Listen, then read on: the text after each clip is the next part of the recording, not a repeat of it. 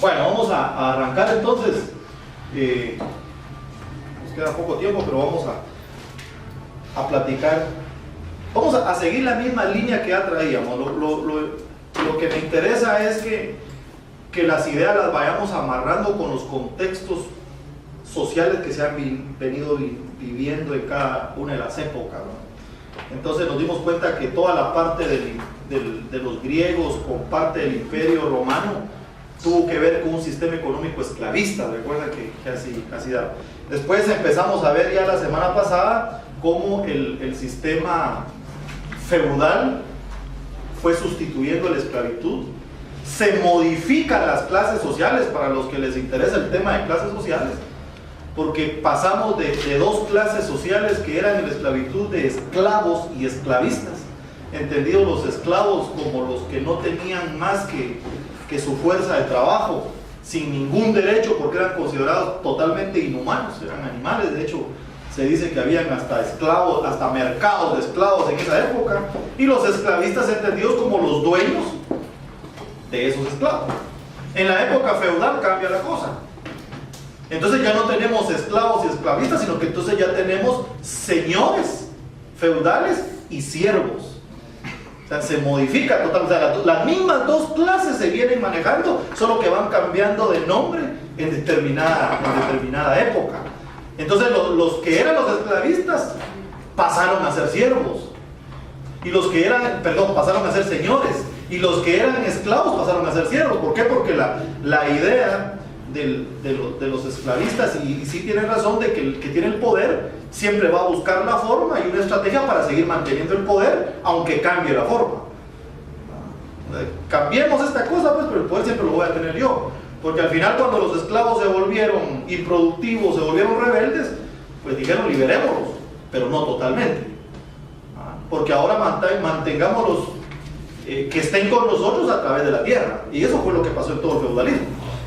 Es decir, ahora el esclavo ya no es ni trabajador forzado, sino que ahora va a trabajar la tierra, y ahí hay un incentivo para que se volviera otra vez productivo. Y es que todo lo que producía el esclavo era totalmente para el esclavista, y él solo se quedaba para subsistir, le daban para subsistir. Ya el siervo tenía el incentivo de que se podía quedar con parte de la producción. Eso era un incentivo, como decíamos hace un rato, moderado, o sea, cambiar el sistema, pero no totalmente, sino que hacerlo más factible en las condiciones que se estaban dando. Eso fue lo que pasó cuando llegaron al feudalismo. Por eso es que se cambia totalmente la estructura y se cambian los nombres de las dos clases sociales. Pero vamos a ver más adelante que se cambian de siervos a proletarios y de señores a burgueses. Pero es la misma línea que se trae desde siempre. Entonces, la semana pasada hablamos de toda esa lucha que se dio entre la iglesia en la Edad Media, en un momento en que los emperadores dominaban a la iglesia, y después que la iglesia retomó el poder y empezó a dominar. También hablábamos de que había dos etapas de la Edad Media, que era la Alta Edad Media, que era del siglo V del siglo V antes de Cristo al siglo XIII, 12 más o menos, 11 más o menos, el siglo XI, que era la Alta Edad Media. Después del siglo XI al siglo XV, que era la Baja Edad Media, cuando empezó a decaer. Entonces, de ahí es donde quiero empezar a hablar ahorita, es decir, cuando la Edad Media empezó a caer y llegamos a una parte de la historia que le llamaron el Renacimiento, que era salir del oscurantismo en la Edad Media. La Edad Media, como les decía la vez pasada, fue una etapa en donde no hubo mucho progreso científico, porque lo que ahí se valía eran nada más las ideas religiosas. Aquel que dijera cosas que contradijeran la religión, pues era hereje y había que decapitarlo. Entonces ahí todos se mantuvieron tranquilos, y pensaban, escribían, pero no lo sacaban, ¿no? Porque de hecho ahí aparecieron muchos como Galileo, otros que pensaban, pero los persiguieron. A Copérnico y todo, o sea, aquel que se atreviera a decir que la Tierra no era el centro del universo, como planteaban los religiosos, sino que el Sol era una herejía, porque estaba en contra de las leyes cristianas. Entonces fue una época bastante dura. Entonces, a partir del siglo XIII empieza a caer el feudalismo. Y el feudalismo empieza a caer en principio por el desgaste económico que tuvieron los señores feudales, porque al final de la Edad Media la Iglesia Católica se dio por hacer las famosas cruzadas. ¿Recuerdan que hablamos de eso también? Que no era más que ir a recuperar los territorios de los musulmanes y todos los demás. Y eso significó invertir en esas guerras, que fueron un fracaso, que lo único que recuperaron fue Jerusalén y toda esa parte, pero lo demás no lo pudieron recuperar. Entonces eso generó un desgaste económico en los señores feudales, porque había que hacer ese tipo de cuestiones y lo gastaron. La división de los feudos también generó debilidad. Recuerden que les decía que una de las características de la época feudal era la atomización del poder. Es decir, cada feudo era un poder. Y aunque se convertían vasallos de otro señor feudal más fuerte, pero seguían siendo poderes. Porque toda la relación social fue de vasallaje y todo eso en la Edad Media. Vasallo, como les decía, era aquel señor feudal que se consideraba débil en comparación a los otros, entonces le pedía ayuda a otro señor feudal más fuerte. Y este señor feudal le daba apoyo militar siempre y cuando le tributara con producción o con lo que sea. Entonces, había señores feudales que por su fortaleza tenían varios vasallos. Y eso fue lo que fue ampliando el poder de muchos reyes en muchos casos. Entonces, ese fue uno de los problemas que hicieron de que también la Edad Media fuera a caer. El otro fue el florecimiento del comercio en las ciudades, a raíz de la aparición de la burguesía y el uso masivo de la moneda. O sea, en esta etapa se empieza a acrecentar el tema comercial. Es la etapa en donde empiezan a crecer los talleres, empiezan a producir otra cosa que no fuera la agricultura. Recuérdense que la relación entre siervo y señor feudal era a través de la agricultura, pero aparecen los alfareros y gente que empezó a tener un oficio adicional que no fuera la agricultura. Y esta gente lo que producía lo tenía que vender, no había de otro. Porque si alguien hacía alfarería no iba a comer alfarería, tenía que comer producto de la agricultura, y eso hacía que tuviera que vender esto para comprar lo otro, y eso fue lo que hizo que el comercio empezara a circular.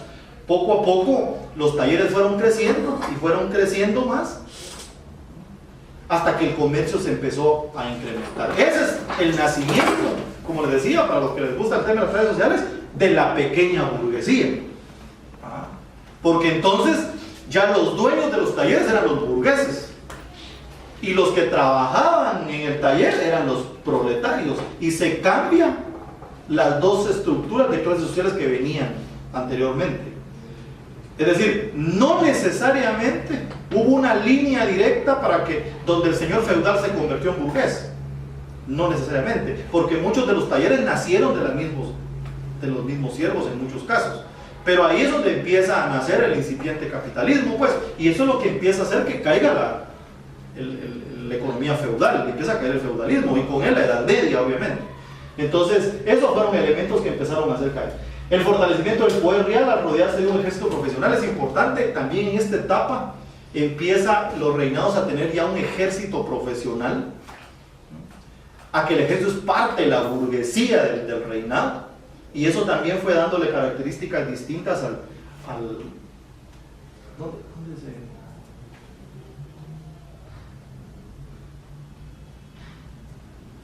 Quizá. Entonces, otros elementos que están ahí, la decadencia del feudalismo surge por la burguesía empieza a comprar fueros, el apoyo de la burguesía a los reyes buscan orden y seguridad, y el cobro de impuestos para mantener los ejércitos. Es importante.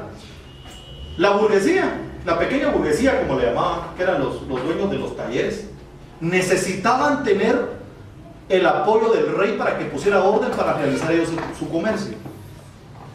Entonces la misma burguesía provocó que se formaran los estados modernos o los estados absolutistas de esa época, producto de que necesitaban el apoyo de un gobierno para realizar sus actividades comerciales. Y les digo que es importante ver este desenlace, porque después, cuando cayeron los reyes, fue la misma burguesía la que los hizo caer. Es decir, en ese momento era importante tener un estado fuerte que protegiera lo que comercialmente estaba creciendo en ese momento. Y entonces ahí es donde esta pequeña burguesía empieza a apoyar a los reinados y eso se empieza a convertir en el Estado moderno, el Estado absolutista que se le llamaba. De tal manera que le llamamos Estado absoluto o monárquico o Estado moderno, como se le llama, que es hasta en esta época donde aparece el concepto de Estado como se conoce hoy en día. Antes de eso lo que habían eran ciudades-estados y todo eso, pero el concepto de Estado moderno nace a partir de aquí, porque el Estado se vuelve nacional, empieza a verse el concepto de soberanía, empieza a delimitarse territorios. Recuérdense que parte de lo que la burguesía le pedía al rey era que le protegiera su producción, y ahí vamos a ver, y es donde nacen precisamente los aranceles en ese momento. Al final de cuentas, los sistemas y estos históricos, todos esos sistemas históricos han salido como resultado de las necesidades de la misma sociedad. Entonces, por supuesto, ha sido las sociedades, porque igual los cristianos feudales fueron creados por necesidades. Es que no llegó a ni inventarse las cosas, sino son resultados estos cambios son resultado de procesos de desarrollo histórico de las sociedades. Por eso es que se dice que ningún sistema cae por presión externa, sino que a lo interno va generando su propia destrucción. Es decir, hay elementos que se van dando poco a poco que hacen que los sistemas caigan. Por eso es que y tiene razón Maquiavelo más adelante, porque vamos a hablar un poco de Maquiavelo hoy, en donde él dice, miren, y lo pone con este ejemplo del príncipe, y dice, miren, la tuberculosis, dice, cuando empieza, cuesta detectarla, pero es fácil de curar. Pero cuando ya está avanzada, es fácil de detectarla, pero difícil de curar. Entonces, ¿qué es lo que plantea él? Hay cambios mínimos en las sociedades que muchas veces no los detectamos, que está destruyendo nuestro sistema. Y yo siempre he dicho, muchas veces los cambios a un sistema totalitario se están dando con una acción mínima que se esté dando ahorita, y que muchas veces no lo percibimos. Entonces los cambios sociales, los que tienen la intención de hacerlos, lo adoptan como la estrategia, como dicen por ahí, de cómo quemar a una rana con un agua caliente. O sea, yo siempre he dicho, cuando se están dando cambios mínimos en el gobierno, que violan la propiedad privada, que violan tal cosa, y que los vemos así como que, mira, eso es el inicio del cambio de un sistema. Yo digo, a veces nos están entibiando el agua. Nos están entibiando el agua. ¿Por qué? Cuando usted quiere quemar una rana con agua caliente, si usted la echa en el agua hirviendo, la rana salta y se va. ¿Pero qué hace? Le echa agua fría y le va echando agüita caliente y se la va entibiando. Y se va ambientando. Y se va acostumbrando, y se va acostumbrando. Cuando el agua está suficientemente caliente, la rana ya no tiene fuerza, ya no puede salir y se quema. Entonces, así se van dando ciertos cambios sociales con acciones mínimas, que uno no las detecta. O que no les pone coco, como decimos comúnmente. Pero que nos están entibiando el agua. Y nos están entibiando. Así han empezado los cambios en muchos sistemas que han sido totalitarios. Así empezó en Venezuela. Empezaron con acciones pequeñitas, y después más, y después más, y después más, hasta que llegaron al pueblo. Por eso es que hay que ponerle atención a esas cuestiones que pasan en las decisiones de los gobiernos, sobre todo los congresos, y no dejarlas pasar desapercibidas. Porque muchas veces, con el afán de querer controlar los desórdenes sociales, son decisiones de control que después se van de las manos. Entonces, y los sistemas van cambiando de esa forma. Es decir, como usted bien decía, los sistemas se han ido modificando por cuestiones propias del desarrollo del sistema, no porque haya venido y lo haya querido cambiar. Cuando sucede eso, los cambios no funcionan. Los cambios, cuando alguien viene y dice borremos este sistema y pongamos otro, no funcionan, porque son procesos históricos. Por eso es que en Guatemala no ha funcionado nuestro sistema, porque es un sistema nuestro. No es un sistema nuestro, es un sistema que copiamos. Fíjate que, bueno, pero en esencia, cuando empezás a explicar de que los que habían sido los alfareros se convirtieron después en dueños de los talleres, y que habían sido los nuevos burgueses, ¿verdad? En esencia no ha cambiado nada hasta hoy en día. Ahorita que dijiste, cuando le pedían favor a otro Es un diputado pidiendo el favor del diputado mejor que él, pues nada económicamente para que le ayude, ¿va? Digamos, aunque ha sido gradual, siguen siendo los mismos hilos que venimos jalando históricamente. Los mismos hilos que venimos jalando. Lo que pasa es que tiene otro nombre, ¿va? Ahora, digamos, anteriormente cuando tenía la otra gráfica, mencionabas algunas cuestiones del feudalismo. Seguimos siendo lo mismo. ¿Y por qué? Cuando comentaste de que había sido también, que no fue de la noche a la mañana, es porque, voy a pensar en lo peor, no se puede hacer mágicamente a la noche a la mañana, porque si hay algo escondido, hay algo que quieren de alguna manera apoderarse de ese vacío que hay en cierto momento dado, ellos saben que tiene que ser gradualmente. Si lo dan, los van a mochar. Es que hay una naturaleza humana que no la puedes modificar de atajo. Claro. No la puedes modificar. ¿Y sabes qué me llama la atención? Y cuando la querés modificar de atajo, no te funciona. Claro. No te funciona, porque ya como les decía yo el primer día, o sea, no vas a modificar la forma de actuar de la gente con una ley, jamás. Y así saqué ley, por eso es que no es una máquina de leyes que necesitamos para sacar el país adelante. Porque aquí todos peleándose por la ley de desarrollo rural, se va a aprobar la ley y de desarrollo rural no va a haber. No va a haber, entonces lo que pasa es que tenemos una mentalidad mucho de leyes y todo lo que queremos, lo queremos que meter a una ley. Porque no tenemos una cultura de cumplimiento de normas sociales o así, lo que queremos que esté en una ley. Entonces, todo lo quieren meter a la Constitución. Yo siempre he cuestionado mucho, por ejemplo, la Constitución de Guatemala. Y el mismo nombre lo dice, Constitución Política de Guatemala. ¿Qué debe decir la Constitución? ¿Cómo se constituye políticamente el país? Y se acabó. Todas las demás son leyes ordinarias. Pero como aquí le queremos meter que los idiomas que le queremos meter, que no sé qué, entonces creamos una ley, una constitución muy amplia, difícil de cumplir, entonces la estamos incumpliendo todos los días. Ese es el punto. ¿Cuántos artículos tiene la Constitución de Estados Unidos? Pues pocos. 7. 7 y varias enmiendas. Entonces, ¿y cuántas veces han tenido rompimientos constitucionales desde 1776? ¿Y nosotros cuántos rompimientos hemos tenido en 1823 para acá? Ahí está la clave. Entonces, ¿por qué? Porque tenemos que seguir esos procesos. Aunque vayamos atrasados, pero los tenemos que seguir. Si queremos dar un salto, nos va a regresar después. Nos va a tener que regresar. Por eso les decía que a mí me interesa ir enmarcando las ideas en esos procesos de cambio, para que vayamos viendo de que las ideas surgen cuando la misma sociedad lo provoca, las mismas relaciones sociales que se van dando van provocando los cambios, no porque alguien llegó y lo impuso. Pero yo sí pienso también, Elmer, que la clase dirigente tiene un papel protagónico en todo esto, porque yo creo que el desconocimiento de la naturaleza humana, el desconocimiento sociológico de las sociedades que tienen los políticos que llegan, son las que cometen y hacen acciones contraproducentes, poco políticas, posiblemente acertadas en algún momento, pero sin el conocimiento de lo que la gente realmente quiere y cómo manejar esa cosa pública para que la gente se identifique con el líder y diga, él puede pensar mejor que yo, entonces yo le doy mi poder de pensar, ¿me entiendes? Pero esa agilidad también de una élite política. Aquí es una cuestión de dos vías. Una élite que actúa, como decíamos al principio, de acuerdo a lo que la base quiere escuchar, quiere oír. Ese es el punto. Porque nadie quiere ser políticamente incorrecto. Ese es el punto. Romper eso es el problema. Porque el problema está en que muchas veces para cambiar esa estructura tiene que tomar decisiones que no son populares.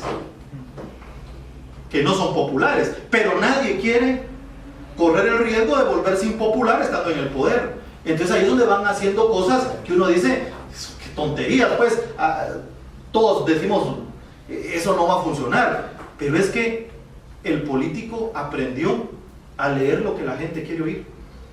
Por ejemplo, yo le digo, yo cuestioné mucho la famosa ley de tarjetas de crédito y la discutimos muchas veces y unos a favor y otros en contra. No va a funcionar esa cosa, no va a funcionar. Lo que tenemos que hacer es enseñarle a la gente cómo usar las tarjetas. Eso es lo que tenemos que hacer, porque la tarjeta es un gran beneficio, Si yo le digo a la gente, usted gasta hoy y tiene hasta 45 días para pagar, pero debe saber en dónde es su corte, a partir de cuándo ya no debe gastar, y eso es lo que tenemos que hacer, educarla. No fregar el mercado como una ley. ¿Pero qué leyó el diputado? Quiero quedar bien con un montón de gente que está endeudada y que lo están fregando. Es una ley totalmente tonta. Totalmente tonta. ¿Por qué se toma la decisión? Porque ellos son políticamente incorrectos. Y entonces ellos quieren hacer las cosas que la gente quiere oír para mantener la popularidad. Entonces, ahí vamos de mal en peor. Ahí vamos de mal en peor siempre. Hasta que no se tomen medidas que no sean populares, pero que va a ser para beneficio de la gente. Eso es lo que se tiene que hacer. Entonces, es una cuestión de dos vías. Claro, los cambios sociales se están dando y el político tiene que leerlos, ¿no? Y entenderlos y tomar decisiones de acuerdo a eso. Eso es lo que tiene que hacer. Y ahí tomar decisión, porque todo esto es un proceso histórico de desarrollo, tanto de decisiones políticas a la élite como de lo que se está dando abajo. Eso es lo que hay que hacer, y así fue como se dieron todos estos cambios. Sí, yo creo que discreparía un poquito de lo que pensaba la licenciada, de que los políticos no saben responder a lo que la gente quiere. Muchas veces responden a lo que la gente quiere. El problema está que en una sociedad como la nuestra no debíamos responder a lo que la gente quiere, sino que al final de cuentas va a ser lo que a la gente, en general a la sociedad, le conviene. Porque si le preguntamos a la gente qué quiere, la gente quisiera no pagar un centavo de impuesto, tener derecho a hacer lo que se le dé la gana y recibir todos los beneficios que sean posibles. Es lo que la gente irracionalmente quiere. Si yo les pregunto a mis hijos, muchachos, ¿qué quieren? Que pague, ¿cómo se llama esto? La letra de la casa, o que los lleve a Disney. Mis hijos me van a decir, vámonos a Disney. Que lamentablemente estamos en una sociedad que es muy niño para todo, y volvemos a caer en el mismo problema.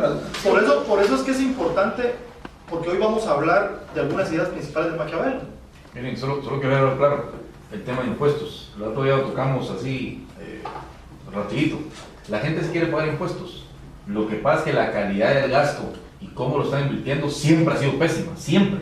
No se puede decir de que hubo en un solo periodo de gobierno que hubo inversión social de los impuestos. Suecia, el 33% paga de impuestos, pero ¿qué es lo que sucede? Tienen garantizada la salud, la educación. Entonces, ellos no están reprochando. Si yo gano 100 quetzales y pago 33, ¿qué trancazo me pega en la bolsa? Pero resulta ser de que si yo sé de que de alguna manera mi carro no va a estar gastando, porque donde yo me vaya a meter no tengo problemas de estar gastando en llantas un montón de cosas que al final puede suceder, yo no empiezo a pagarlo, ¿va? Pero no, aquí ese problema es que le meten al cuchungo del tributo y no hay el regreso, no hay ese eco. Entonces, la gente sí quiere pagar el tributo. Ahí vamos a hablar después de los famosos impuestos cuando hablemos un poco de economía, y también difiere un poco que la gente se quiere pagar, porque históricamente la gente siempre ha querido impuestos. No. De hecho, las mismas independencias de los países fue por quitarse un tributo. Exacto. ¿Cómo empezamos con la democracia en Guatemala cuando echamos el Empezamos con que nos empezaron las donaciones, y hubo algo de eso, que me respeten un cerezo, con la subfundación Esquipulas. Pero no, ahí fue cuando empezaron los verdaderos. ¿Va? Bueno, entonces les decía que estos cambios que se fueron dando en ese momento para convertirnos en un Estado moderno, que coincide con el nacimiento con el renacimiento que se le llamó en su época, que fue del 2015 al 2018, más o menos, que fue donde se dio toda la etapa del Estado moderno, no fue más que la consolidación de los reinados. Eso fue la consolidación. ¿Por qué? Porque ya existían los reinados antes, pero estaba muy atomizado el poder. Entonces, en este momento, por el nacimiento de la burguesía y el comercio, era necesario consolidar estados con un poder soberano que pusiera orden en un territorio. Entonces, ahí es donde nace el verdadero concepto de Estado que vimos el primer día de clases. Porque entonces ahí empieza a hablarse de soberanía, empieza a hablarse de territorio y empieza a hablarse de todo ese montón de cuestiones que se dio en ese tiempo. Entonces, las características del Estado absolutista o del Estado moderno es que son estados nacionales, es decir, empieza a hablarse del concepto de nacional, porque estamos hablando de territorios definidos, son dinásticos, los reinados eran hereditarias, entonces se volvieron las dinastías. Son absolutos, ¿qué quiere decir? Que el rey es el que hace todo. La división de poderes que se intentó hacer en algún momento de la historia, incluso con Polibio y parte del Imperio Romano, ahí se rompe, regresamos a lo mismo. Vamos a ver cómo en realidad el desarrollo económico y político del mundo ha sido un péndulo. Ha sido un péndulo, en donde en algún momento decimos, tenemos que dividir el poder, medio dividirlo, pero en otro momento no, mejor lo tenemos que consolidar, y ahí vamos, de un lugar a otro, porque después vamos a ver cómo se lo quitaron otra vez al rey y lo volvieron a dividir. Pero en ese momento las condiciones económicas y sociales que estaban dando era para que alguien tuviera el poder absoluto y que él decidiera legislar, ejecutar y todo lo demás. Entonces, esas eran las características del Estado moderno, y por eso es que se le atribuye tiene la gran importancia a Maquiavelo, porque Maquiavelo lo que busca es que en Italia exista un Estado absoluto, que no existía en ese momento.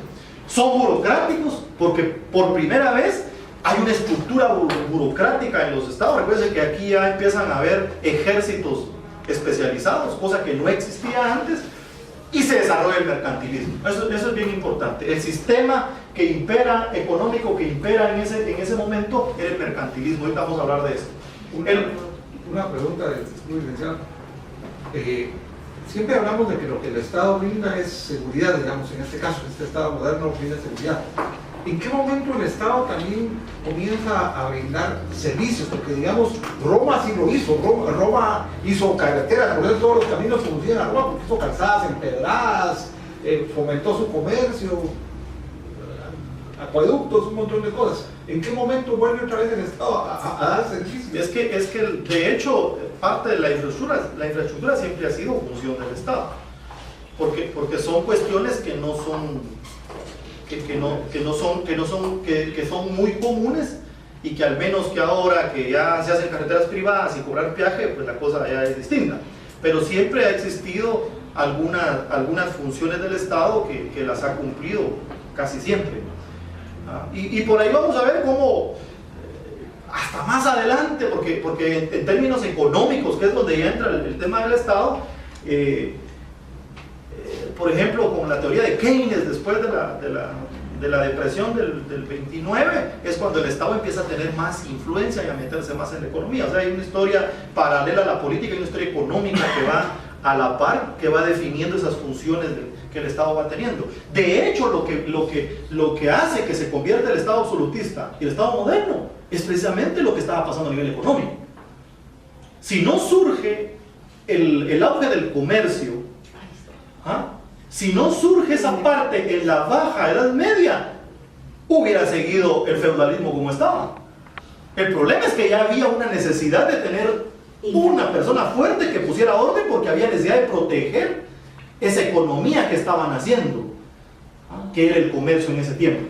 Entonces la monarquía absoluta, que es la que nace con el Estado moderno, funcionaba más o menos en este esquema. Al final, lo que se plantea es que el derecho del rey es un derecho divino, pero ojo, un derecho divino en donde el rey no tiene nada que ver con la iglesia, porque la iglesia solo juega un papel como intermediario entre Dios y el rey. Es un rey que se lleva bien con la iglesia, pero que no está supeditado como pasó en otras etapas de la Edad Media, como hablábamos la vez pasada. De tal manera que el monarca solo le da cuentas a Dios. El pueblo no tiene derechos, porque era una monarquía absoluta. El poder era hereditario y vitalicio, y tenía todos los poderes. Legislaba, ejecutaba, tenía el poder judicial, religioso y militar. Es decir, era un rey que hacía todo. Pero eso era lo que quería, eso era lo que se necesitaba en ese momento para lo que estaba pasando. Porque la misma pequeña burguesía colaboró para que este tipo de Estado se formara. Entonces, porque había que proteger el tipo de mercado que se estaba dando. Entonces, ¿cuáles eran las ideas que se formaban en ese tiempo a nivel económico? El mercantilismo. El mercantilismo no es más que el proceso de transición del feudalismo al capitalismo. O sea, siempre hay los sistemas no se rompen de atajo. y siempre hay elementos que lo van modificando. El mercantilismo fue una etapa que le dio paso al capitalismo, y fue una etapa en donde la riqueza de las naciones se medía por la acumulación de oro y todo eso. Por eso es que en esa época se dieron muchas conquistas. Acuérdense que al principio de todo esto se dio el descubrimiento de América, que justo la historia dice que termina la Edad Media, cuando nace el Renacimiento, cuando cae el imperio de Oriente, romano de Oriente, por los turcos, y que se descubre América. Entonces coincide justamente en eso. ¿Por qué? Porque en la época mercantilista la riqueza de los estados era por la acumulación de oro y de plata. Entonces había que acumular la cantidad de oro y de plata que fuera posible. Entonces si había que ir a conquistar o a descubrir, había que hacerlo. Pero a través del comercio, decía que la mejor manera de conseguir tener oro y plata era comerciando. Y todos los teóricos de ese momento decían que la mejor forma era venderle más a otro país que lo que le compramos. Es decir, tenemos que ser lo autosuficientes para producir internamente lo que necesitamos nosotros para sobrevivir, y producir algo extra para venderle a los otros, pero no comprarles a ellos. Esa fue la etapa del mercantilismo, ¿no? De tal manera que es ahí donde se arma toda la parte de protección del Estado a la economía. Y de productora. Así es. Y ahí es donde se arma toda esa parte. ¿Por qué? Porque como necesitamos bloquear los productos que entran, ahí nacen los aranceles. En esa etapa ahí nacen los aranceles, porque hay una protección del rey para la economía interna. Entonces dice, si yo permito que entren, que importen más, entonces mi oro está saliendo, entonces pierdo riqueza. Pero si yo permito que venda más, entonces el oro está entrando, entonces gano riqueza. Entonces, ¿qué tengo que hacer? No permitir que entre más mercancías de las que yo saco. Y ahí nacen los aranceles, para proteger precisamente a esa burguesía que necesitaba crecer económicamente en ese momento. Por eso es que cuando muchas veces vemos muchos de los sistemas económicos que funcionan en el mundo, incluyendo en Guatemala, ni siquiera son capitalistas, todavía son muy mercantilistas. Muy mercantilistas. ¿Por qué? Porque muchos crecen a costillas de que el Estado los proteja. Porque si no los protegiera, posiblemente no crecieran. Porque cuando siente amenaza de competencia, entonces voy con el Estado a que me ayude y que me proteja y me ponga arancel o cualquier medida que haya que tener. Nace precisamente en esto, y por eso es que necesitaban la fortaleza de un poder absoluto que hiciera eso. Antes de esto, en la estructuración del gobierno, del feudalismo, todavía había cierto balance de compartir el poder, porque estaba el rey, estaba la nobleza, y allá estaban vasallos y todo lo demás. Pero aquí ya no, aquí necesitaba, y era precisamente y vamos a lo que hablamos la vez pasada, de que lo que estaba pasando a nivel económico determinó en algún momento la forma de organización política, que era lo que convenía en ese momento. Y después se rompe esto mismo. Por eso esto es un péndulo, porque después la misma burguesía pidió compartir poder otra vez en las revoluciones que se dieron en la inglesa y la revolución francesa, que se dio mucho después, ¿no? Entonces así era como funcionaba el mercantilismo, ¿no? Se dieron viajes de descubrimiento, nuevas mercaderías a Europa, oro y plata. Se consolida la autoridad del Estado moderno. El Estado es apoyado por los mercaderes con dinero y préstamos. El Estado apoya a los mercaderes dando protección a sus actividades comerciales, que era lo que les decía. Entonces lo que hicieron fue convertir monopolios, precisamente para proteger ese tipo de economía que estaba. Entonces cualquier cosa que miremos hoy en la realidad tiene mucho que ver con el sistema mercantilista. Contestando la pregunta del compañero, es justamente con el desborde de esta promoción del comercio que se urbaniza Europa. Porque si ustedes se recuerdan de Luis XIV, que fue la cúspide del mercantilismo en Europa y que creó en Francia una real potencia del mundo occidental, Europa era un arrabal total de los vasallos, es decir, Francia. Y a partir de Luis XIV y su política mercantilista y la creación de bancos también, se comienza a organizar todo porque necesitan caminos, necesitan infraestructura para Así es, poder- así es. De hecho, ahí es donde empieza a surgir el dinero como tal. Porque ya para comerciar se necesita dinero, ya se va eliminando el tema del trueque y todo lo demás, porque empiezan a surgir de hecho los bancos, hay una historia económica ya aparte, paralelo a esto del surgimiento de los bancos. Y de hecho el descubrimiento, es decir, el encuentro de América con Europa se da porque se estaban buscando rutas de comercio para el Oriente. Esa era la razón. En algunos casos. Por ejemplo, le voy a decir, de 1500 a 1800, que fue el Estado moderno, fue una etapa mercantilista donde se dieron los monopolios, protegiéndolos. De 1500 a 1600, España fue una potencia, que fue cuando descubrió América. Pero ojo, no todos los descubrimientos y las conquistas fueron para abrir rutas comerciales. Yo siempre he dicho de que la diferencia entre Estados Unidos y América Latina es quién los descubrió y quién los conquistó. Porque mientras Inglaterra sí conquistó a Estados Unidos buscando rutas comerciales, España nos conquistó a nosotros para saquearnos el oro y la plata, producto de esa teoría de que el que era más rico el que tenía más oro y más plata. Esa es la gran diferencia, porque cuando llegaron los colonos a Estados Unidos, ¿qué hicieron? Repartirles extensiones territoriales para que produjeran. Esa fue la diferencia. La diferencia que hicieron los españoles aquí fue otra. Entonces, desde ahí viene la diferencia de desarrollo entre los de Estados Unidos y nosotros.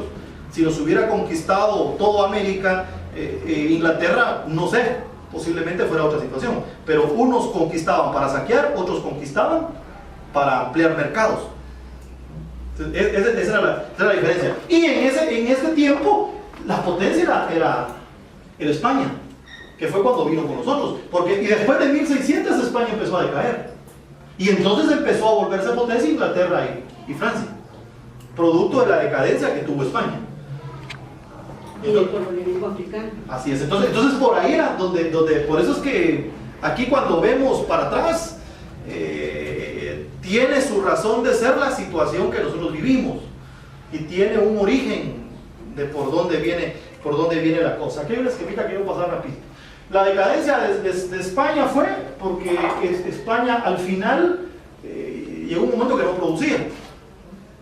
Porque España se dedicó a conseguir las cosas que tenía, y cuando no producía, entonces tuvo necesidad de tener que importar, como le llamamos hoy en día, las manufacturas, y entonces fue donde provocó que decayera España y se fortaleciera Inglaterra y Francia, y se convirtiera en una potencia. Y al caer España en esa época, nos pasó llevando a nosotros, porque no teníamos una potencia económica ya que fuera el que nos diera el soporte y el abastecimiento que necesitábamos. Entonces, de ahí viene todo el grado de subdesarrollo y todo lo demás que tenemos, porque España no mantuvo su potencia para seguir desarrollando las colonias que tenía. Entonces nos quedamos abandonados. Cuestión distinta que pasó en el caso de Inglaterra. Entonces, este solo es un contexto de lo que sucedía precisamente en esa parte del Estado moderno. Ya entrando al tema político, en este contexto que está viviendo aparece un señor que se llamaba Nicolás Maquiavelo, que los que estudian ciencia política sabrán que les gusta a muchos, que le atribuye la frase del fin justifica los medios, lo cual nunca lo dijo en su libro como tal, pero que se asume que eso quería decir con todo lo que planteaba, con todo lo que planteaba Maquiavelo. Maquiavelo escribe 3 libros, discursos sobre la primera del capítulo Livio, El Príncipe y El Arte de la Guerra. Los 2 primeros son los más importantes en tema político. Entonces vamos a discutir algunas de las ideas que Maquiavelo planteaba, y Maquiavelo escribe sus obras en una situación complicada que tenía Italia en ese momento.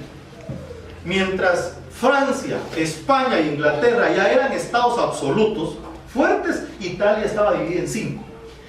Estaba dividida en los reinos de Nápoles al sur, en el ducado de Milán al noreste, en la República Aristocrática de Venecia, en la República de Florencia y los estados pontificios en el centro.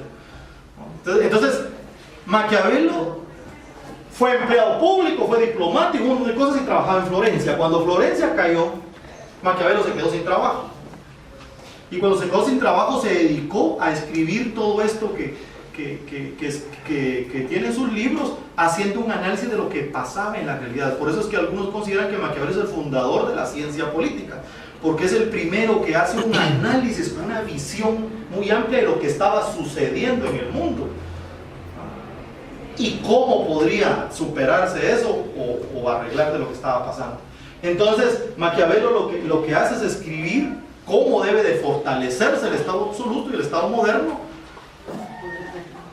el poder del rey, y él culpa a Italia, a la iglesia, la culpa de la división que tienen los italianos. Por eso es que también algunos le atribuyen a Maquiavelo el sacar la religión de la política. Entonces Maquiavelo dice: el culpable de que Italia no se unifique es la iglesia, porque dice: ni son lo suficientemente poderosos para unificarnos, pero sí son poderosos para evitar que otra potencia nos unifique. Eso es lo que dice Maquiavelo. Entonces nos tienen fregados.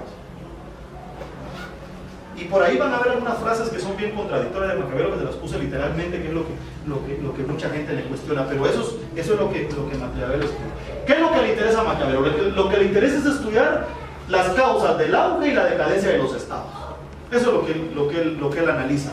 Y lo hace en sus dos libros principales, que era El Príncipe y los discursos de Tito Livio, en el que en los discursos trata la expansión de la república, porque ahí habla de la república, y luego en El Príncipe trata de las monarquías y los gobiernos absolutos. Y hay algo importante que es lo que todos se les cuestiona, que es la indiferencia por el uso de medios inmorales para fines políticos y la creencia en que los gobiernos se basan en gran parte en la fuerza y en la astucia. Hay que entender que todo lo que escribe Maquiavelo en ese momento lo escribe porque él lo que quiere es que se unifique Italia, y la única forma para él unificarle es de un gobierno fuerte y no importando los medios que utiliza, porque más adelante dice al que gobierna se le mide por su capacidad de mantener el gobierno y unificar, no por otra cosa. Entonces habla de una moral del ciudadano y una moral del gobernante. Entonces, ese es el contexto que Maquiavelo vive. Por eso es que escribe muchas cuestiones inmorales y muchas cuestiones en contra de religión, pero es por lo que él persigue en ese momento en su teoría. Aquí aparece una cuestión de indiferencia que está ahí, que se lo copié literalmente. Le dice, vean, dice: nuestra religión coloca el supremo bien a la humildad, la abnegación y el desprecio de las cosas mundanas, en tanto que la pagana, por el contrario, lo ponía en la grandeza de ánimo, la robustez corporal y todas las demás cualidades que hacen fortísimos a los hombres. Después dice más abajo: a mi juicio, dice, esa manera de vivir ha hecho a los pueblos más débiles y les convierte en fácil presa de los hombres malvados, que pueden manejarlos con seguridad, ya que ven a la mayoría de los hombres más dispuestos, con el objeto de ganar el paraíso, a sufrir injurias que a vengarlas. Entonces aquí es donde Maquiavelo con esta frase dice: miren, aquí la religión no sirve para nada, porque la religión lo que crea es una gente sumisa, una gente débil, pensando en ganar el paraíso después de muerto. Entonces son débiles y por lo tanto son presa fácil de otros astutos que vienen y los dominan. Ahí es donde él separa totalmente a la religión. Entonces los que gobiernan deben de estar más metidos en las cuestiones paganas, porque necesitan ser hombres fuertes para no dejarse dominar, y con espíritu de venganza, y no con espíritu de buena gente, porque me quiero ir al cielo. Entonces, con esta frase que se las copié literalmente, esto está en los discursos de Tito Livio, rompe totalmente Maquiavelo esa relación entre la iglesia. Y por eso es que dice que Italia no se va a unificar hasta que no saquen a la iglesia del gobierno. Y ahí viene la radicalidad de Maquiavelo, y que es muy cuestionada y que es bien interesante. Si algún día pueden leer El Príncipe, lean. Es bien interesante porque muchas cosas de lo que Maquiavelo dice hoy quizás se necesiten. No sé, alguien dijo por aquí: se necesita alguien que ponga orden. Usted creo que fue el que dijo, ¿no? Soy yo, digo. Entonces y al final, ¿por qué planteaba esto? ¿Por qué planteaba esto Maquiavelo? Porque Italia estaba dividida en 5 y además estaba muy sujeta a que los demás lo atacaran, porque decía Maquiavelo, como le vuelvo a repetir, que el papado no era lo suficientemente fuerte para unificar a Italia y poner en orden a los demás príncipes, pero sí era lo suficientemente fuerte para evitar que otra potencia lo unificara, porque incluso Maquiavelo estaba de acuerdo que otra potencia llegara a unificarlos. Pero también decía, la misma relación hacia el exterior de la iglesia provocaba las invasiones hacia Italia. Entonces él decía, estamos fregados, porque ni nos unifica, ni deja que nosotros nos unifique, y lo que ellos hacen con sus cosas hacia afuera provocan de que nos quieran invadir. Entonces estamos fregados y tenemos que salir de esto. Entonces Maquiavelo es un realista político interesante. Después habla de la moralidad del gobernante para el ciudadano y el privado. Aquí es donde dice, hay dos, no es lo mismo la moral del gobernante que la moral del ciudadano privado. Porque él dice, al gobernante se le juzga por el éxito conseguido y el mantenimiento del poder. Por eso se le juzga. Si es exitoso, no importa que sea inmoral. Al ciudadano privado, por el vigor que su conducta da al grupo social. Ese es otro tipo de moral. Por lo tanto, dice el gobernante está fuera de ese grupo. Está fuera de ese grupo, está por encima de la moralidad de ese grupo. Entonces, al gobernante no le interesa la moralidad que pasa en el área privada del ciudadano. A él lo que le interesa es el éxito que pueda tener las metas que en el gobierno. Y él está por encima de esa moralidad. Por eso es que dice que es Maquiavelo el que realmente es el teórico del Estado moderno, porque él aboga por un gobierno fuerte, por un rey que tenga todo el orden por encima de todos los demás. Si no hay orden. Y por eso decía que algunos quizá dirán, tenía razón Maquiavelo. Hay una frase que también Nicolás Maquiavelo menciona al príncipe, lo que pasa es que solo se sacó esa parte y no se toma en cuenta el contexto. Cuando al gobernante le es necesario mentirle al pueblo, es su proceder. Entonces, es el primer político en ese sentido, ¿verdad? Claro. El secreto de Estado, lo mismo. Es que Maquiavelo que lo pone el secreto de Estado. Es que además hay varias cosas de Maquiavelo. Realmente dice, el gobierno puede ser malo o puede ser bueno. Si tuviera que escoger, es mejor que sea malo. Porque hay una parte donde dice que es mejor el temor que el amor. Exacto. Claro. Porque el amor en algún momento se pierde el respeto, pero en el temor no. Eso es lo que pasa. Por eso digo que este es radical el modo de pensar. Entonces dice, es mejor ser temido que ser amado. Porque hoy me aman, pero mañana ya no. Te odio. Te odio. Así es. Y de ahí vienen muchas cuestiones aquellas en donde se saca también que en política se maneja mucho, que cuando yo a veces debo de confiar más en un enemigo que lo hice a mi lado que en un amigo de toda la vida. Porque en las 48 horas del poder de Robert Greene, ahí habla claramente y dice, mire, si usted tiene un enemigo y le da confianza, se le vuelve en una persona más leal que su amigo. ¿Por qué? Porque dice, no solo lo fregué, no solo lo jodí, sino encima ahora me da confianza, se merece mi lealtad. En cambio el amigo dice, siempre en algún momento va a buscar la forma de fregar, porque va a haber envidia entre amigos y un montón de situaciones. Eso son muchas de lo que se maneja hoy políticamente, que tienen que ver con las ideas que Maquiavelo planteó en su momento, porque es un realista político. Si hay que mentir, hay que mentir. Pero ojo, todo tiene que ir en pos de consolidar un Estado fuerte que mantenga unido al grupo, no solo por fregar. Por eso el fin justifica los medios. Entonces no solo por fregar, porque también en alguna parte del libro Maquiavelo detesta a aquellos que llegaron al poder matando a medio mundo. En el mismo libro lo dice. Porque hay inmoralidad que es permitida y otra inmoralidad que no es permitida, y la que es permitida es la que es para construir, no para destruir. Entonces tiene sus cosas interesantes Maquiavelo en esa parte. Habla de un egoísmo universal. Dice Maquiavelo que el hombre por naturaleza es malo. El hombre por naturaleza es malo y es incapaz de protegerse a sí mismo, dice. Es egoísta y siempre quiere proteger lo que tiene y ambicionando tener más. Entonces eso lo hace que sea malo y que sea egoísta. Y ante esas actitudes de proteger lo que tiene y querer más, dice, y no poderse él proteger solito, es necesario que haya un gobierno fuerte que lo proteja. Entonces dice, y el gobernante para tener éxito debe aspirar a la seguridad de la propia. Oiga, esto es bien importante. Y Maquiavelo dice, el gobernante para tener éxito debe aspirar a la seguridad de la propiedad y la vida, ya que son deseos universales de la naturaleza humana. Dice, el gobernante prudente debe matar, pero no saquear. Ojo, el hombre olvida más fácil el asesinato de su padre que la confiscación de su patrimonio. Eso lo dice. Eso lo dice. Conocedor de la naturaleza humana. ¿Por qué? Lo dice, ¿por qué? Por lo que dice aquí arriba. Porque el hombre para él es un tipo egoísta que quiere mantener lo que tiene y buscar tener más.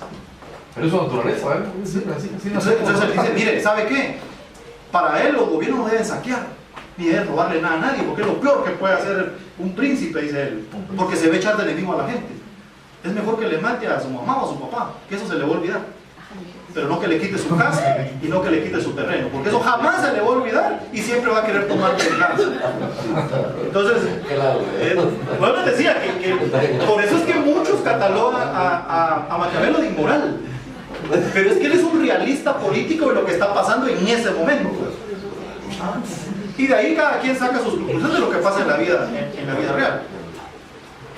Entonces, pero esa es la parte del egoísmo universal que Maquiavelo planteaba, que sucedía en Maquiavelo. A los que saquean ahora las arcas del gobierno los tendría decapitados. Los tendría decapitados. Y de hecho la gente es así porque a estos cuates que estamos juzgando ahora del gobierno anterior, la gente los aborrece porque robaron. La gente mataron a 4 periodistas, estuvieron muy tranquilos. Los hermanos se matan por herencias. ¿Sí o no? Los hermanos se matan por herencias. Sí. En muchos lugares. O sea, Maquiavelo en aquel tiempo tenía razón en leer la naturaleza humana. Y por eso es que es considerado un realista político, no un idealista pensando cosas ahí. Y lo mismo lo pensó Platón en su momento también, ¿se recuerdan? Y abolir la propiedad privada porque él decía que era lo que generaba conflictos. Y al no haber, ya no había conflictos. Pero al final, Maquiavelo siempre, por esa clase de frases y un montón de cosas que en el Príncipe se refleja ahí, fue tomado de aquellas cuando le dicen a uno tenés idea maquiavélica, ¿no? Porque piensan que todo es malo. Y en una ocasión platicando con un diputado, él lo escuchó, pienso yo, porque que lo haya leído jamás, ¿va? No, en serio, jamás lo habrá. Y alguien le dijo, vos, pero cuando pases por allá por la colonia, vos, y va tu polero ahí, vos va tirando a la gente y a los carros. Es que político que no abusa del poder no es político. O sea, el fin era el éxito de un gobernante, ¿va? No es hacer esa clase de tonteras, ¿va? Es que político que no abusa del poder no es político. O sea, él escuchó la frase y saber en qué contexto él la metió en su... Es que por eso es importante la cultura política en los pueblos, porque todos, como ya nacimos en una cultura donde los políticos son mañosos, para uno política es ser mañosa. Hoy tuve una reunión con un diputado ahí precisamente por unos problemas en Villanueva y le dice, mire, ¿y por qué no vino tal persona? Porque se le citó, no, ese es solo política ese. Yo digo, ¿pero por qué dice que es político? Él es mentiroso. No es político. ¿Por qué no le llama por su nombre? Alguien no vino a la reunión, no es que sea político, es mentiroso. Eso es lo que se llama, hay que llamarle las cosas por su nombre. Aquel que robó que es político, es el ladrón. Entonces, cuando le empezamos a llamar a las cosas por su nombre, nos damos cuenta que la política no es nada de todo eso. Cada cosa tiene un nombre. Y el ser transero no es ser político. El ser mañoso no es ser político. El ser ladrón no es ser político. El ser mentiroso no es ser político. Sin embargo, la gente sí lo ve. ¿Qué político es aquel? Entonces, esas son las cuestiones que tenemos que cambiar en la cultura de la gente. Uno, para que logre distinguir las cosas, y otro para que se anime a meterse a lo político y no pensar que meterse es precisamente volverse mañoso o volverse saber qué cosa. Hay que meterse, porque como les decía al principio, aquí si vamos a limpiar la porquería nos tenemos que manchar. ¿Y eso qué significa? Que me tengo que meter en la porquería y limpiarla. Y ahí lo tengo que hacer, no en otro lado. Entonces, parte de lo de Maquiavelo es eso, hablar las cosas como que debe ser y la realidad, pero no apoyaba el saqueo, tampoco ni el abuso que no tuviera que ver con el mantenimiento del poder. Maquiavelo expone mucho la teoría de Polibio del gobierno mixto y lo expone casi literalmente. Recuerden que Polibio hablaba de que uno de los éxitos del Imperio Romano era precisamente haber logrado conjugar las formas de gobierno que planteaba Aristóteles. Es decir, la monarquía con un emperador o un rey, la democracia con el consejo, con todo la aristocracia con el consejo y todas las asambleas comunales que se daban con la democracia. Es decir, ese es el éxito de ahí. Entonces, Maquiavelo explica también esa parte. Lo único que él dice que no hay que buscar el equilibrio político, sino el equilibrio social. Por eso es que él explica, expone la teoría de Polibio, pero no para dividir el poder, porque está hablando de un poder absoluto, sino que lo habla para mantener un equilibrio en lo social y en lo económico. Porque Maquiavelo dice que el éxito del gobernante es llegar al poder y mantenerse. Y para mantenerse hay que tener un equilibrio social. Porque si todos los sectores sociales están desequilibrados, va a perder el poder. Entonces lo que hablábamos de la política como arte del primer día, recuerden, aquí lo plantea él, dice aquí lo que tenemos que tener es alguien que logre conciliar todos los intereses contrapuestos de la sociedad. Un poder absoluto que logre hacer que todos estén de acuerdo, que estén contentos y que mantenga el equilibrio. Entonces habla más del equilibrio social y no político como lo mencionaba Polibio. Empieza a hablar del concepto de soberanía, de soberanía, pero que después lo profundiza más Hobbes y otros pensadores más adelante. Entonces ese es un tema que planteaba Maquiavelo. Habla del legislador omnipotente. Aquí lo que hice fue sacar algunas líneas generales de lo que planteaba Maquiavelo, y prácticamente lo que habla él es del rey que legisla, porque al final es el que tiene que legislar y ejecutar. Y dice que no solo es el arquitecto del Estado, que dice desato por ese Estado, sino que también de las instituciones morales, religiosas y económicas. Es decir, sobre ese poder absoluto del rey descansa toda la arquitectura de una sociedad. Y un gobernante, un príncipe sabio, dice, debe tener un poder militar fuerte para poder someter a todos aquellos que generan desorden y a todos aquellos que no se metan al orden del equilibrio social. Eso es lo que plantea Maquiavelo. Dice, y esto me parece importante, y ahí lo copié también literalmente: el gobernante como creador del Estado está fuera de la ley y de la moralidad.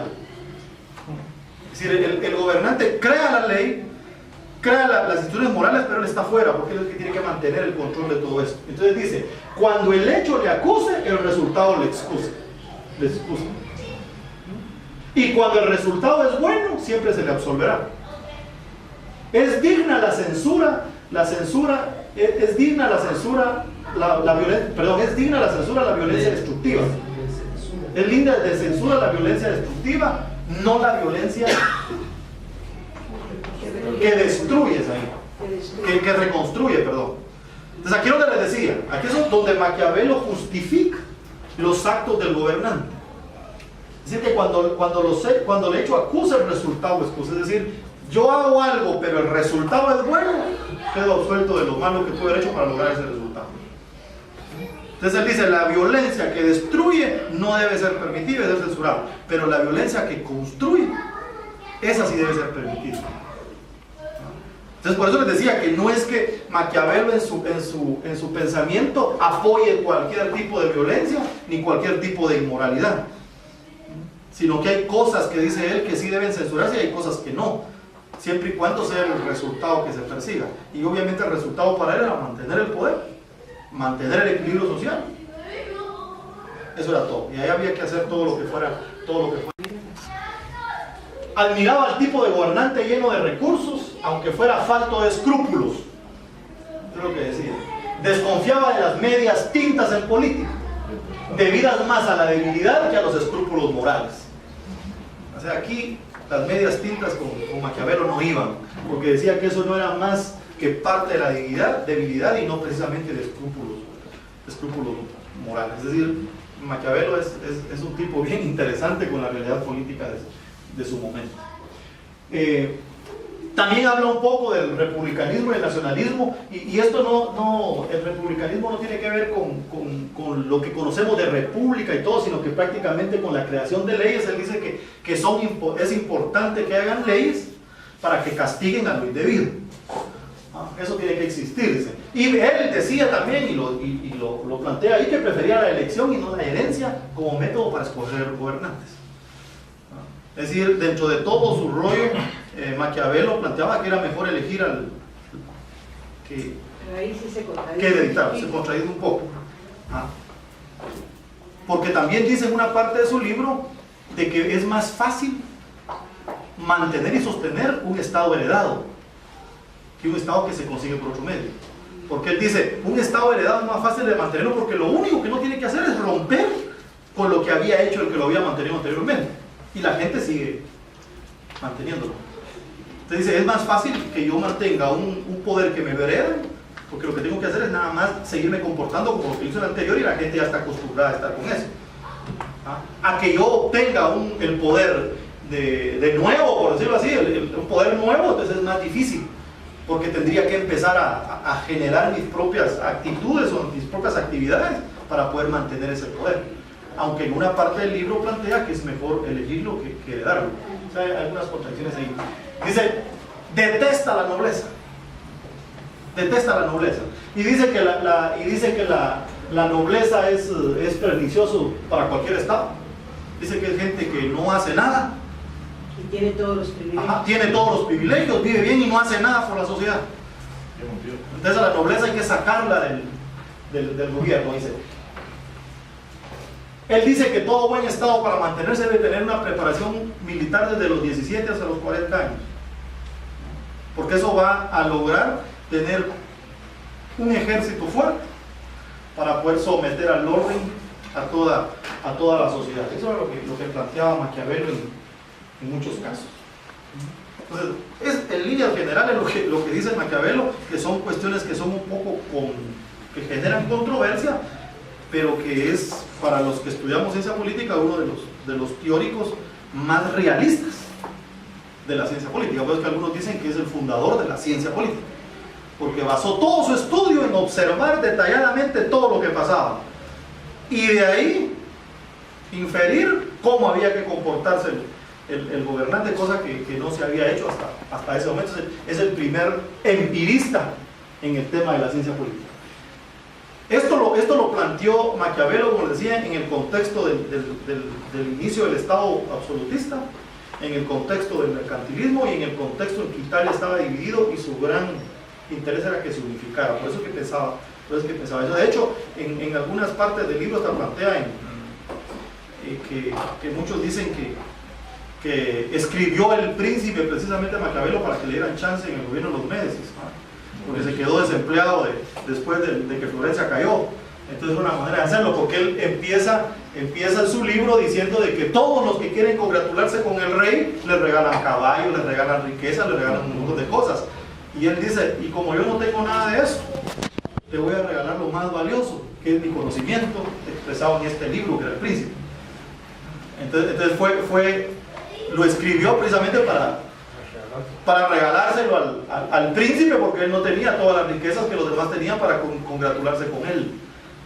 Entonces por eso es que en algunos de los preámbulos dice que pareciera ser que lo hizo para que le dieran chance. Después dice que no fue así, pero en realidad ese fue el contexto en el que Maquiavelo escribió el libro. Y de hecho lo escribió cuando estaba ocioso, porque no tenía trabajo, ¿no? Estaba desempleado. Voy a saltar un poquito. Después de Maquiavelo, porque si no, no llegamos a las conclusiones. Después de Maquiavelo aparece Thomas Hobbes, que ya es un pensador inglés, pero que se le atribuyen las bases teóricas del absolutismo a partir de la teoría del contrato social, que fue en 1651. O sea, no es tan moderno. En realidad, Hobbes fortalece el Estado moderno, el Estado absolutista. Porque Hobbes, en términos generales, lo que plantea en su libro que se llama El Leviatán, no es más que plantear que el hombre, por naturaleza, la naturaleza del hombre era ser salvaje. Por eso que hablaba de que el hombre, lobo del hombre. Entonces él decía que el hombre por naturaleza vivía en un estado natural en donde se destruía unos con otros. Y entonces decía él de que, y de lo cual el pensamiento de este autor, el estado natural del hombre es la guerra, la lucha continua y egoísta de todos contra todos. Los seres humanos terminan por suscribir una especie de contrato por el que ceden todo el poder a uno de ellos que ostenta la soberanía. Entonces lo que Hobbes plantea es que la misma necesidad de poder orden social, porque el hombre, el lobo del hombre se comía uno con otro, hacía que cedieran su poder a alguien que lo gobernara de una manera absoluta. Por eso es que se considera Hobbes como uno de los teóricos del absolutismo, ¿no? A pesar de que Maquiavelo habla del absoluto, pero este lo viene a confirmar. Dice, así mismo el bien común queda asegurado, ya que el soberano, por su propio beneficio, no es capaz de hacer nada distinto de lo ordenado para la paz y la seguridad. Entonces, lo que Hobbes termina de confirmar aquí es que es necesario tener un rey absoluto que gobierna para lograr mantener ese equilibrio que se necesita, porque el hombre en estado natural se come unos con otros, que era prácticamente parecido a lo que decía Maquiavelo al principio con el hecho del egoísmo del ser humano. Y luego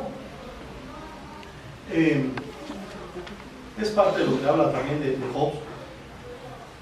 Y esta teoría de Hobbes precisamente fue utilizada más adelante por intelectuales como Rousseau y todo lo demás, que Rousseau incluso es que escribió un libro que se llama El Contrato Social, que por ahí lo vamos a ver a grandes rasgos, retomando parte de la teoría de Hobbes, solo lo que él es desarrollar de qué forma es que se hace el contrato social, y que es donde aparece prácticamente la democracia representativa, la democracia delegativa, que es lo que aparece después en el tema de Hobbes. Y lo último que les quiero hablar es de John Locke. John Locke aparece mucho después de Hobbes. No tanto, pero lo importante de Locke es que aquí aparecen los pensadores liberales de la política. Mientras Maquiavelo y Hobbes planteaban el absolutismo, Locke viene con ideas de dividir otra vez el poder. Por eso les decía que este es un péndulo. Entonces, en todos los principios básicos del constitucionalismo liberal, al postular que todo hombre nace dotado de unos derechos naturales que el Estado tiene como misión proteger, fundamentalmente la vida, la libertad y la propiedad, partiendo del pensamiento de Hobbes. Es decir, estos ya son pensadores políticos liberales, que son los que le dieron marcha y fueron parte de todas las ideas, junto con Rousseau, junto con Montesquieu, para que se dieran las revoluciones políticas como la francesa y como la de los gringos, y que empezaran a repartir el poder, porque Locke apoya la idea de que el Estado se dé un contrato social originario, rechazando la doctrina tradicional del origen divino del poder. O sea, aquí otra vez regresamos a decir, no es cierto que haya un origen divino. Aquí el poder lo tiene el rey porque se lo dio alguien aquí en la tierra, no porque le vino del cielo. Y por eso les decía que es parte ya del pensamiento político liberal, que nos lleva más adelante a los temas de democracia y un montón de situaciones de ese tipo. Pero a diferencia de Hobbes, argumenta que dicho pacto no conducía a la monarquía absoluta, sino que era revocable y solo podía conducir a un gobierno limitado. Esta teoría de Locke, como les decía, que después es respaldada por Montesquieu, con Rousseau y todos los demás, son los que provocaron la Revolución Francesa. Primero la Revolución Gringa y la Revolución Francesa, que fueron esas ideas de quitarle otra vez al rey todo el poder que tenía, y volvemos al otro lado del péndulo. Entonces empezaron a separar, y que se dio producto también del surgimiento y del poder que fue adoptando la burguesía, porque la misma burguesía pidió un Estado absoluto para mantener el comercio que nacía en ese momento, y la misma burguesía en las revoluciones después pedían participar en el gobierno porque ya tenía mucho poder económico.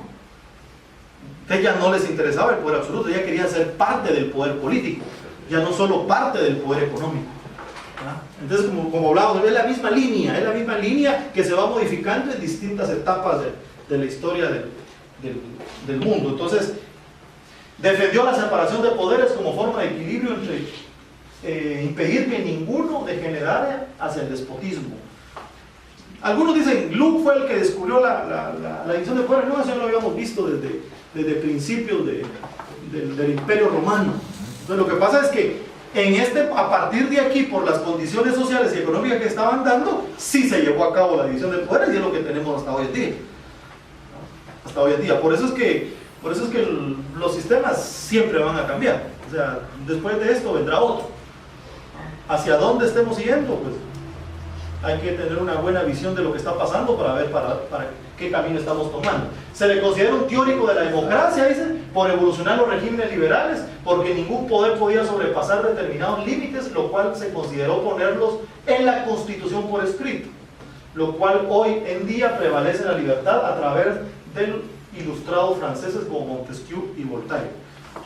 Es importante el Luke porque después de todo el absolutismo nos regresa otra vez a dividir el poder y a dejar establecidos ciertos derechos y ciertos límites del poder en una constitución, que son las mismas constituciones que hasta hoy en día mantenemos en la mayoría de los países. Por eso les decía que las constituciones políticas deberían de ser eso, constitución política, que es mantener límites al poder, no más de eso. Y entonces eso nos ayudaría a que no haya que romperlas tan seguido, por estarle metiendo tantas cositas que les queremos meter en adelante. Entonces, lo dejamos hasta ahí y continuamos después con Montesquieu, Rousseau, y entonces empezamos a hablar de las revoluciones. Después hoy. Así nos da tiempo después nos da tiempo de llegar hasta Marx y hasta nuestros días, ¿verdad? Así es que muchas gracias.